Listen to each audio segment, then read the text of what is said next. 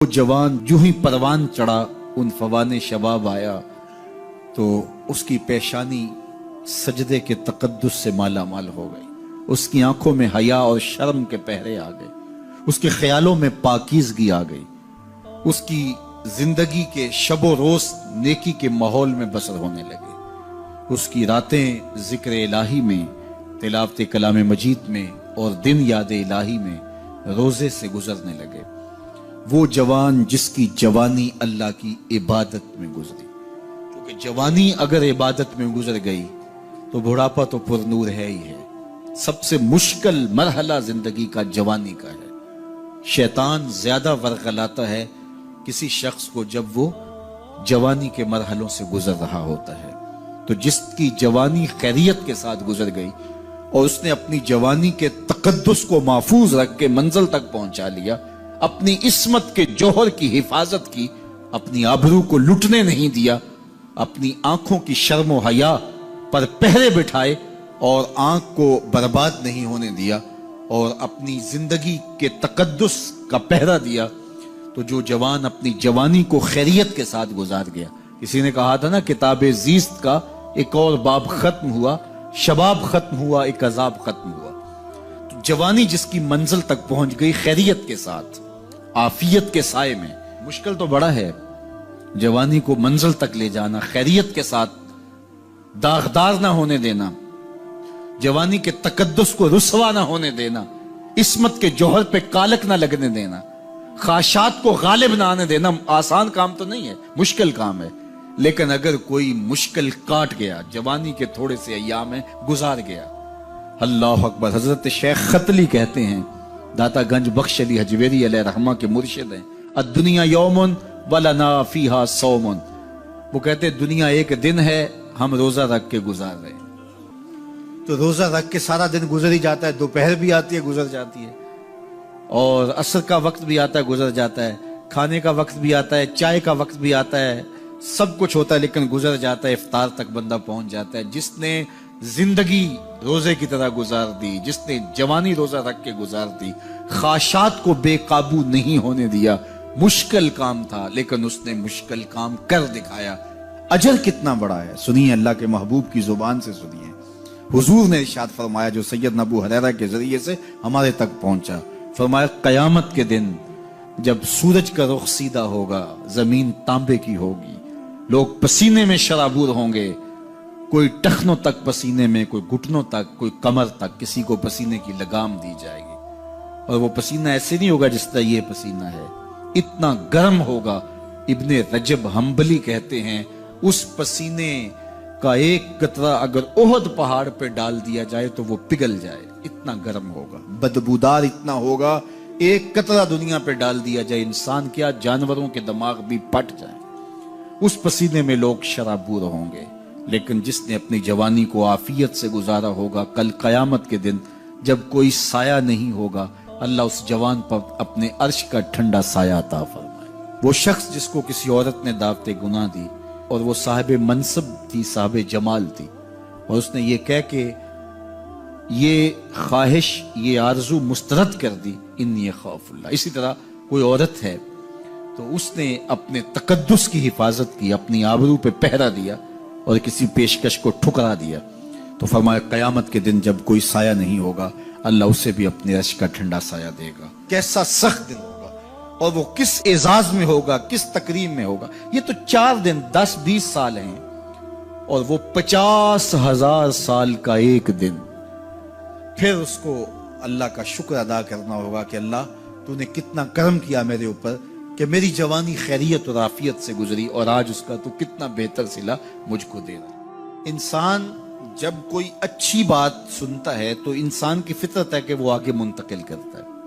آج کل وہ شیئر کر دیتے ہیں نا، جو بات آئے تو آپ اس کو آگے بڑھاتے ہیں، دوستوں میں شیئر کر دیتے ہیں۔ تو یہ انسان کی فطرت سے افواہیں بھی اس لیے پھیلتی ہیں کہ جو بھی بات آپ سنتے ہیں فوری آپ کی کوشش ہوتی ہے کہ یہ سب سے پہلے دوستوں کو میں ہی بتاؤں۔ تو یہ انسانی فطرت ہے۔ تو جب افواہ اور ایسی چیز، کوئی غم کی خبر بھی ہو، کسی کی وفات کی خبر بھی ہو، تو اس وقت بھی انسان کی فطرت، سست سے سست آدمی بھی پھر جلدی جلدی فون کرتا ہے، آگے بڑھاتا ہے کہ فلاں سے ایک فوت ہو گیا۔ تو چونکہ یہ فطرت ہے، بات کو آگے بڑھانے کا شوق ہے انسان کے اندر رکھا ہے، اس سے چیزیں پھیلتی ہیں، اور پھر جو خیر کی خبر ہوگی یا خیر کی بات ہوگی تو اس کو تو آگے پھیلانے کا پھر ہمارا دین بھی ہمیں ترغیب دیتا ہے، جذبہ دلاتا ہے۔ تو حضرت ابو ہریرہ اس جذبے کے تحت جو سنتے تھے پھر آگے منتقل کرتے۔ اب حضور کی بارگاہ سے اٹھ کے جاتے تو سب سے پہلے گھر جاتے اور سب سے پہلے اپنی ماں کو سناتے، اور ماں تھی کافرہ، وہ سننے کی بجائے، خوش ہونے کی بجائے سن کے وہ الٹا ناراض ہوتی اور کوئی نہ کوئی ایسی بات کر دیتی۔ سید ابو ہریرہ سے گوارا نہ ہوتا، ایک دن انہوں نے کوئی ایسی بات کر دی کہ حضرت سیدنا ابو ہریرہ رضی اللہ تعالیٰ عنہ نے فیصلہ کر لیا کہ آج ماں کو چھوڑ دینا ہے، کیونکہ میں یہ گوارا نہیں کرتا کہ میرے آقا کے بارے میں کوئی ایسا جملہ کوئی بولے۔ اور تھی گھر میں ماں ہی، بھائی بھی کوئی نہیں تھا، بہن بھی کوئی نہیں تھی، باپ بھی فوت ہو گئے تھے، شادی بھی نہیں ہوئی تھی، تو ماں ہی ماں گھر میں، اور ماں اور بیٹا اکٹھے رہتے ہو تو پھر محبت بھی مثالی ہوتی ہے۔ تو اب ماں ہی ایک رشتہ ہے مادی دنیا کے اوپر، تو حضرت ابو ہریرہ رضی اللہ تعالیٰ عنہ نے فیصلہ کر لیا کہ چھوڑ دینا ہے۔ چھوڑ کے گھر سے نکلے، لیکن دل ڈوب رہا ہے کہ ایک ہی تو رشتہ تھا، وہ بھی گیا۔ افسردہ ہے، حضور کی خدمت میں پہنچے، دل و قلب و نگاہ کے مرشد اولین نے ابو ہریرہ کی اداسی دیکھی تو فرمایا ابو ہریرہ کیا بات ہے؟ تو حضرت ابو ہریرہ جس طرح بندہ پھٹ نہیں پڑتا، تو عرض کی حضور میری ماں کی ہدایت کی دعا کر دیجئے۔ ساری کہانی 2 لفظوں میں بیان کر دی، میری ماں کی ہدایت کی دعا کر دیجئے۔ حضور نے نہیں پوچھا کیا ہوا، کیا ماجرا ہوا، فوراً ہاتھ اٹھ گئے، اور لفظ کیا تھے؟ اللہم اہد ام ابی ہریرہ تھا، اے اللہ ابو ہریرہ کی ماں کو ہدایت دے دے۔ ادھر انہوں نے بے چینی سے یہ بات کہی، ادھر حضور کے ہاتھ اٹھے، پھر ان اٹھے ہوئے ہاتھوں کو خالی تو موڑا ہی نہیں جاتا، اجابت کا صحرا عنایت کا جوڑا، دلہن بن کے نکلی دعائے محمد صلی اللہ علیہ وسلم۔ تو حضور علیہ السلام نے ہاتھ اٹھا دی، حضرت ابو ہریرہ نے دوڑ لگا دی۔ کسی نے پوچھا ابو ہریرہ آج بڑی جلدی ہے؟ کہا آج ہی تو دیکھنا چاہتا ہوں، گھر پہلے میں پہنچتا ہوں یا حضور کی دعا پہلے پہنچتی؟ جا کے دروازے کو دستک دی، اندر پانی کے کھنکنے کی آواز آ رہی تھی جس طرح کوئی غسل کر رہا ہو۔ آواز دی تو آواز آئی، بیٹا ابو ہریرہ ٹھہرو، میں بھی آئی۔ کہا لہجے سے سمجھ گیا اس میں محمد عربی کی دعا بول رہی ہے۔ تھوڑی دیر کے بعد میری ماں آئی، تازہ آثار وضو سے اور غسل کی وجہ سے ان کے جو ہے وہ بالوں سے قطرے ٹپک رہے تھے، اور لبوں پر میرے حضور کا کلمہ جاری تھا۔ اللہ اکبر، سیدنا ابو ہریرہ تیرے مقدر پہ قربان۔ ایک سفر میں حضور علیہ السلام اور اصحاب گامزن تھے کہ راستے میں قیام کیا، تو ایک قبیلے کی صلح کروانے کے لیے حضور علیہ السلام تشریف لے گئے۔ وہاں کچھ تاخیر ہو گئی تو صحابہ نے حضرت ابوبکر صدیق کو کہا کہ حضور رک گئے ہیں تو نماز کا وقت جا رہا ہے، آپ نماز پڑھا دیجیے۔ تو حضرت ابوبکر صدیق رضی اللہ تعالیٰ عنہ مصلی پہ کھڑے ہو گئے۔ اب نماز شروع ہوگی، ادھر سے حضور بھی فارغ ہو گئے، تو آقا کریم تشریف لائے۔ تو آقا کریم علیہ السلام جو ہی تشریف لائے تو صحابہ کی صفیں بندی ہوئی تھی، حضور کو دیکھا، انہوں نے راستہ چھوڑ دیا۔ پیچھے سے لے کر کے مصلی تک صحابہ نے حالت نماز کے اندر حضور کے لیے راہ کشادہ کر۔ کاش کہ یہ حدیث سب لوگوں نے پڑھی ہوتی اور امت میں اتنے فرقے نہ بنتے، اور یہ سوچ کبھی نہ پنپتی کہ نبی کے خیال سے نماز ٹوٹتی ہے۔ یہاں تو راستے چھوڑے جا رہے ہیں، یہاں تو پروٹوکول دیا جا رہا ہے۔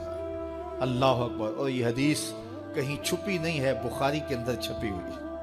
اللہ اکبر، آقا کریم علیہ السلام تشریف لائے تو صحابہ نے راستہ چھوڑنا شروع کر دیا، نماز بھی چل رہی ہے اور حضور کا راستہ بھی چھوڑ رہے ہیں۔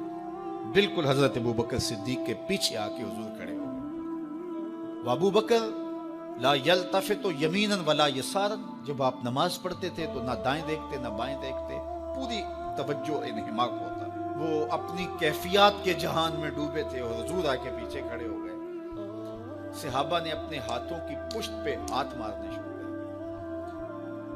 مکعن و تصدیہ، قرآن نے تالی لگانا، سیٹی مارنا، یہ شیطانی اعمال ہیں، لیکن ہاتھ کی پشت پہ ہاتھ مار کے متنبع کرنا یہ مختلف مواقع کے اوپر یہ جائز ہے۔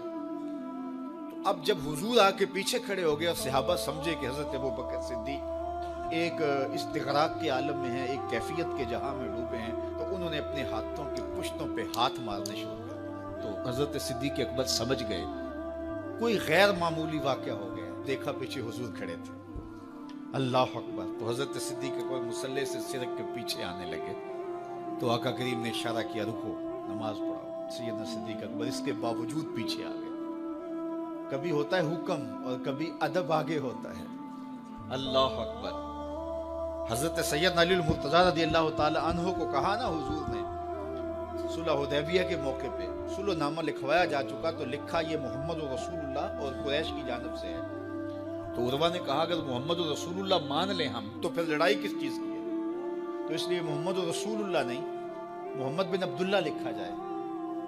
تو وہ اس بات پہ بضد ہو گئے اور اگر ایسا نہیں ہوتا تو معاہدہ ٹوٹ رہا تھا. تو حضور نے حضرت علی المرتضیٰ سے کہا کہ چلو رسول اللہ کا لفظ مٹا دو. عرض کی میں تو نہیں مٹاؤں گا یہ نام میں تو نہیں مٹا سکتا. پھر حضور نے خود مٹایا. اب یہاں حضور نے کہا ابو بکر رکو لیکن حضرت ابو بکر نہیں رکے پیچھے آ گئے. اور پھر حضور خیر مصلی پہ گئے. نماز ہوئی سلام پھرا. تو حضرت ابو بکر صدیق رضی اللہ تعالیٰ عنہ کو حضور نے کہا ابو بکر جب میں نے کہا تھا تم رکے رہو تو تم کیوں پیچھے آئے. تو سنو حضرت ابو بکر نے کیا جواب دیا رضی اللہ تعالیٰ عنہ. کروڑوں سلام لاکھوں عقیدتوں اور نیاز مندیوں کے خراج ان کی چوکھٹ پہ عرض کرنے لگے ما کان لابن ابی قحافہ ان یؤم رسول اللہ صلی اللہ علیہ وسلم. حضور ابو قحافہ کے بیٹے کی جرت کب ہوئی کہ رسول اللہ کے آگے کھڑا ہو کے نماز پڑھائے. یہ ابو قحافہ کے بیٹے کی ہمت کب ہوئی کہ رسول اللہ کے سامنے کھڑا ہو کے نماز پڑھائے. تو ادب پہلا کرینہ ہے محبت کے کرینوں میں.